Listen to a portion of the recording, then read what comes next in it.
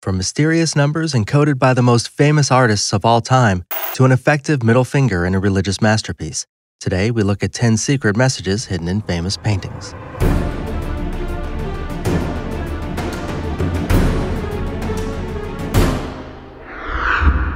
Number 10. Hidden Hymn. One of the world's most analyzed paintings still holds secrets we are just now discovering. Painted between 1494 and 1498, Leonardo da Vinci's depiction of Jesus Christ's Last Supper has even been the premise for Hollywood's The Da Vinci Code, the fictional plot of which revolves around the mysterious codes purportedly hidden in this very famous work. In real life, Giovanni Maria Palla, a 45-year-old musician and computer technician from Lecce, Italy, has uncovered a musical composition based on the placement of the loaves of bread and the position of Jesus and the apostles' hands in the picture. By superimposing the 5 lines of the musical staff over the painting, Giovanni was able to see a harmonic musical structure. Other elements of the image gave him clues to the rhythm of the piece. Giovanni describes the music as sounding like a requiem, a solemn composition for the dead. A telling bit of evidence that Da Vinci intended this as a secret code is that the music must be read from right to left, in just the same unique way that Leonardo wrote in mirror image for his secret diaries. Number 9. Secret Brain. In his teens, Michelangelo wanted so much to depict the human figure accurately that he began exhuming corpses from the church graveyard. He would dissect them to draw their parts from life, so to speak. He later destroyed all his records and sketches, but he left his anatomical knowledge for us to decode in his greatest accomplishment, the Sistine Chapel. Michelangelo encoded an anatomically correct representation of the human brain into the central fresco panel of his God-creating Adam Sistine Chapel painting, behind and surrounding the image of God reaching out to touch Adam's finger. The outline of the brain is here, and the brain's components such as the cerebellum, pituitary gland, and optic chiasm are all depicted using the folds and wrinkles in God's cloak.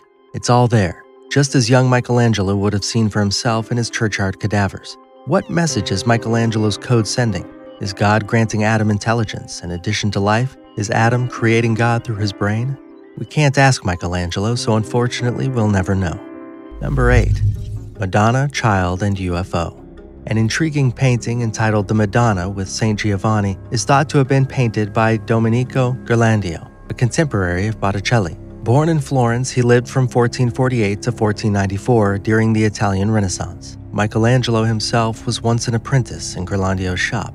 The Madonna with Saint Giovanni is a rather typical Madonna image, with Our Lady kneeling, hands together in supplication to an infant on the ground, the infant protected from the floor by the Madonna's red gown. Into this ordinary, worshipful scene is injected what appears to be a flying object in the sky. It has mass, shape, and substance. There are structural details on the object's surface. In modern times, like now, the first thing we must ask ourselves is it a spaceship? The mystery object is artistically positioned to be noticed. It is centered in the top right quarter of the painting, just behind the Madonna, perfectly framed. The viewer's eye is instinctively drawn to it, as though it was the most important object in the picture. If so, what is the meaning of this code? Some suggest space aliens. Others are more likely to think it is an awkward portrayal of a star or other heavenly body. Number 7. Allegory of Spring. In 1482, during the Italian Renaissance, Sandro Botticelli created what has been called one of the most controversial paintings in history, his Allegory of Spring, known as Primavera. Commissioned by a wealthy and powerful Medici family, the painting is now in the Uffizi Gallery in Florence, Italy. The immense work resembles a kind of Flemish tapestry, popular during the period.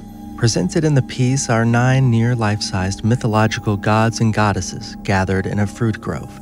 Zephyrus grabs a fleeing and fecund Chloris, the goddess of spring, looking back in fright. Cupid points his bow and arrow at a trio of dancing graces, dressed in sheer white veils. Young Mercury stands guard with his sword. Flora, with a flowered dress, walks through the idyllic crowd with a wistful look. Venus, the tall central figure in blue, gazes introspectively as the action circles around her. Philosophically, the Medici were Neoplatonists. Their belief was that Venus ruled over divine love. They viewed her as a classical equivalent to the Virgin Mary, regarding what we call holy or Platonic love, as opposed to carnal love. This is coded in the painting in the framing of Venus in the center, as in an altar. Meanwhile, in the background of the image, the attention to horticultural detail is astounding. The scene accurately portrays over 500 scientifically identified species of plants, including 190 different species of flowers, 130 species which have been identified by name. The time spent encoding these plants so carefully into this work clearly shows intent to pass along an important message to someone. Who? Number 6. Supper in the Cafe. Vincent van Gogh's Café Terrace at Night, painted in 1888, reveals on the surface a simple outdoor French restaurant with seated guests and a central server. It is a starry night, and the plaza has little traffic. The bright yellow and orange cafe is mostly empty, save for the 12 patrons. 12? Upon closer examination, the server appears to have long hair. Off to the left, halfway out the door, is a dark figure escaping the scene. Jared Baxter, researcher and lecturer, reads these codes as being an intentional tribute to Da Vinci's Last Supper, with Jesus wearing a white tunic serving the 12 apostles, and with Judas leaving the scene to betray Jesus to the Romans. Further analysis of the image shows the existence of multiple crosses, including one prominent cross figure in the large window just behind the server. The painting's artistic style is known as sacred realism. 2 weeks after painting the cafe, Van Gogh wrote to his brother Theo about his terrible need for, dare I say the word, religion. He worked to encode religious symbolism into his art throughout his entire career.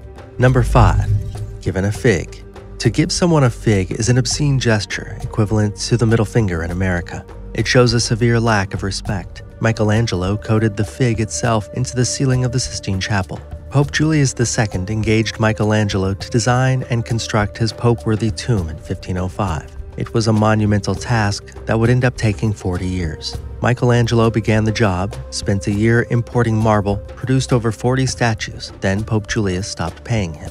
Michelangelo was quite angry, felt very disrespected, but he continued. Even as he remained working on the Pope's tomb without pay, it was Julius II who commissioned Michelangelo to paint the ceiling frescoes at the Sistine Chapel. They argued, they fought, they disagreed, but in the end, Michelangelo consented to design and paint the ceiling of the Sistine Chapel. But there remained unsettling matters between the two men. Michelangelo had some thoughts about how to handle the situation. A tantalizing idea involved the image of the prophet Zechariah, accompanied by 2 angels over his left shoulder. As the prophet Zechariah reads a book rendered by Michelangelo as a lifelike portrait of Pope Julius II, one of the 2 angels behind him puts his right arm around the other angel's shoulder, droops his right index finger down, and sticks his thumb in between his index finger and his middle finger. This hand gesture is what is known as giving the fig. It was as clear to others back then as giving the finger is now, but Michelangelo's artistic genius makes the gesture as subtle as a gentle breeze. If Pope Julius ever noticed, he didn't mention it publicly or in his writing. As far as we know, Michelangelo got paid for the Sistine Chapel. Number 4. El Autobus. In 1925, Frida Kahlo was impaled on a metal handrail when a bus in which she was riding crashed head-on into a trolley car. A blue-collar worker pulled the metal rail from her body. Her artwork often suggested that merely surviving that horrible accident was a miracle. She suffered ever afterward. Kahlo's El Autobus portrays 5 adults and 1 child on a bus. They are seated on a bench side by side, facing the viewer, except the child, a boy kneeling and facing backward out the window. There is nothing remarkable about the scene, but it is captivating. The mood is striking. It is not ominous. It is peaceful, ordinary, normal. In moments from this peaceful scene, some of them will be torn apart forever. Is that her secret message? Number 3. Crossroads of Control. Mexican artist and muralist Diego Rivera held a successful retrospective in 1931, which led to several works, including one in New York City. In 1933, the Rockefeller Center commissioned Man at the Crossroads, and it was immediately controversial. Rivera had created a work that featured communist Vladimir Lenin in a central role. Wealthy American capitalist and Rivera's patron, Nelson Rockefeller Jr., demanded of Rivera that Lenin be removed from the unfinished mural on Rockefeller Center's walls. Rivera refused.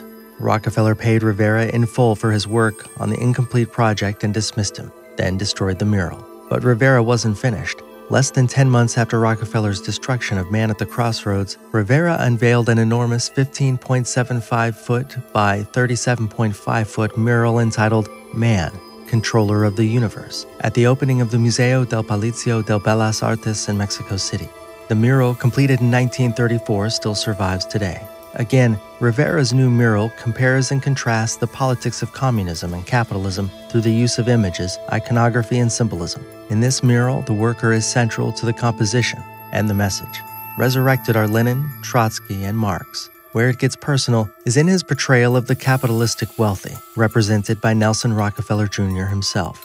Rockefeller, a married man who didn't drink, is seen in a bar with alcohol, associating with women, and pictured with a dish of syphilis bacteria floating above his head. Diego Rivera's codes are easy to decipher. Number 2. Proverbs. In 1559, on a panel only 3.8 feet by 5.3 feet, Pieter Bruegel the Elder set out to encode the folly of the world. Using oils, Bruegel painted at least 112 recognizable, literal illustrations of Dutch idioms and proverbs. Flemish proverb illustration collections were popular for over a century before Bruegel created his largest work on the subject. Most well known as Netherlandish proverbs, we still use many of these proverbs and idioms today translated into English. Picture swimming against the tide. Bruegel painted exactly that. Or banging one's head against the wall. He illustrated that too. Armed to the teeth, the die is cast. Some well-known phrases such as from the Bible are not translated exactly, such as casting roses before swine. Other phrases are simply lost in translation, like the herring doesn't fry here, meaning it's not going according to plan.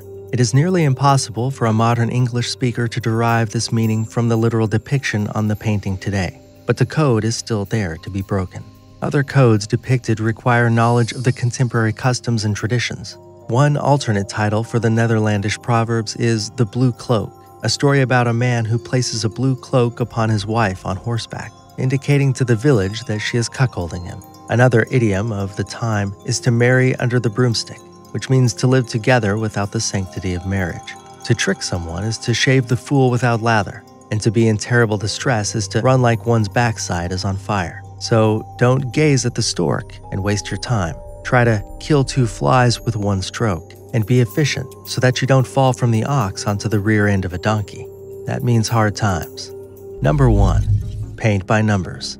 The artistic king of codes, Leonardo da Vinci, seems to have hidden secrets almost everywhere in almost all of his pictures. In this case, a microscope is required to read the codes hidden in one of the most famous and enigmatic paintings in the world. Art historians say they have found tiny letters and numerals inside the very eyes of the Mona Lisa. Her right eye must be magnified many times over to see the letters LV. Zoom in on her left eye to see various symbols not clearly defined, possibly B or CE. Appearing on a bridge arc behind Mona Lisa seems to be the number 72, although some say it could be L2. The 500-year age of the painting doesn't make it any easier to see the various markings, but Silvano Vincetti, president of Italy's National Committee for Cultural Heritage, is confident they are not a mistake and were put there by the artist. But for what purpose? And for whom?